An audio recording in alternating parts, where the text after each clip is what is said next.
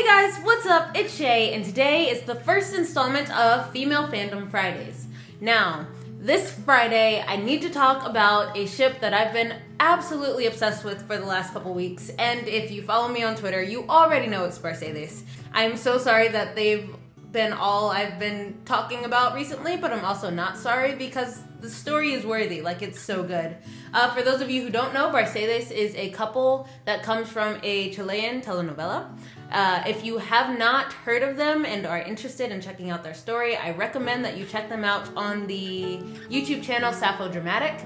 They did subs for all of the Barcedes scenes from beginning to end, and it's wonderful work. So I will leave a link to their channel in the description so you can check out their work. It's so good. The acting's great, the subtitles are great, the storyline's great, and I recommend that you do that. I will warn you guys now that this video may contain spoilers. So if you haven't seen the end of P&P, I definitely recommend that you push pause on this video and then come back and check it out later. Alright, so let's go. What I really want to talk about is the last two episodes of the show. Now, all through P&P, Barcedes has been really representative of what it feels like to have this forbidden love. Obviously, it was intensified by the fact that they live in a time period where it's not socially acceptable to be with somebody of the same sex, which obviously intensifies the secrecy, the risk, everything else.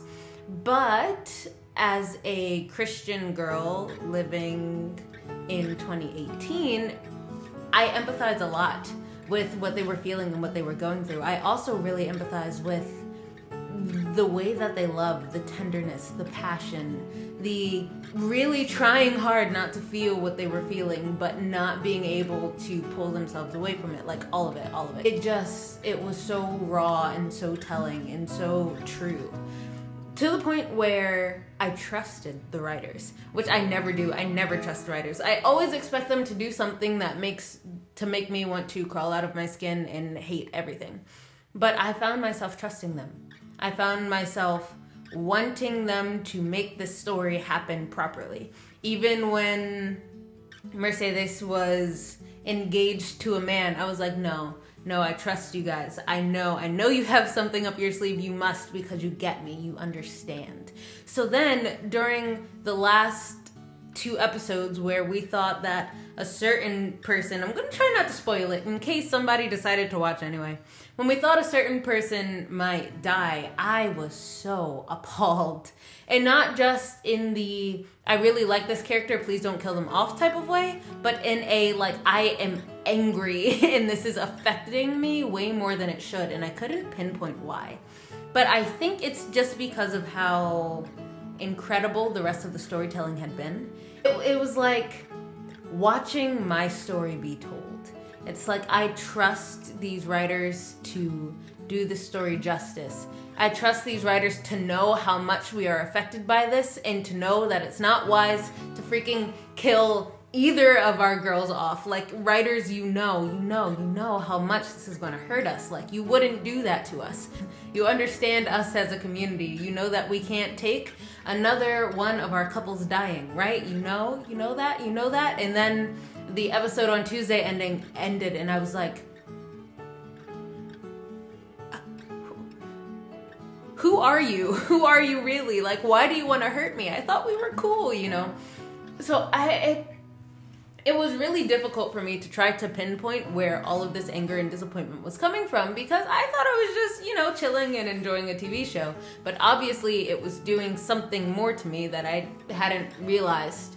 Otherwise I wouldn't have reacted like that, because I'm not even one to like cry at TV shows. Like, I'm not one to be deeply affected by fiction. So this, I was just like, what's happening to me? And I think what it comes down to is that a lot of stories that have characters, women who love other women, are often so far removed from reality that I almost don't relate to them. Like, for example, characters in action movies. Like, I feel like we get a lot of action movie lesbians who are like going out and kicking butt and have really dangerous jobs that like make it kind of along the line of thinking that, yeah, this character might die because they're always doing something freaking dangerous, and that's like a part of what's alluring about them. But these were just regular women, you know? These were teachers who happened to fall in love, and for that reason, I think I was just gunning for them to make it so hard. Because it's hard when you live in a place where you know that you're not necessarily accepted, and to know that you and so many other people are fighting for your rights still, and then to see, even in fiction, we can't have the happy ending, you know? Even in fiction, we don't make it. Even in fiction, it doesn't matter how hard these characters fight for who they love or what they love, we just don't get the happy ending. That's just not how it works. That hurts more deeply because it's almost like saying in real life, you're not gonna get it. And I understand a lot of writers do these things, they get you attached to these characters and kill them off to make social points, to let the world know, you see how messed up this is, that they couldn't just love each other and now they're gone, and that hurts you. I know it does, so change your actions.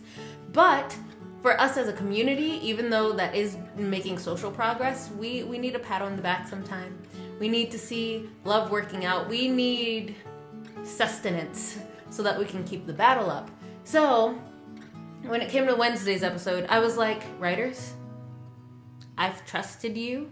So many of us have. Look at my Twitter. Like, this is literally what I said to them. I was like, I trust you, but if you do this, all of that trust will have been for nothing. I know you guys know better than to do this, you know? Like, I was feeling personally attacked. So when Wednesday's episode came on and our certain someone pulled through, I was ecstatic. And then even though we didn't get much screen time of them in the end, it was just happy to know that they rode off into the sunset with their little baby girl and got to have their family and their happy ending.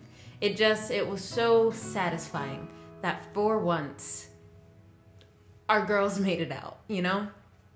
I don't know if you guys feel similarly, but I definitely was surprised by how gut-wrenching my reaction was to thinking that one of them was going to die, and how incredibly relieving it was to see them happy. But that is also why I don't think going to sign the petition for a spinoff, because I don't think they'll make it a rom-com or a sitcom. I think it'll be another drama. And for a drama about two lesbian women raising a child, you know, that child's gonna have to go to school. And I mean, you know, Nicanor is in there. He'll take care of some stuff. But I don't want to see them suffer anymore. I don't. It's just like, knowing the time period, I know there's more suffering in store for them if we keep watching. So I'd almost rather just stick with the ending that we have and move forward.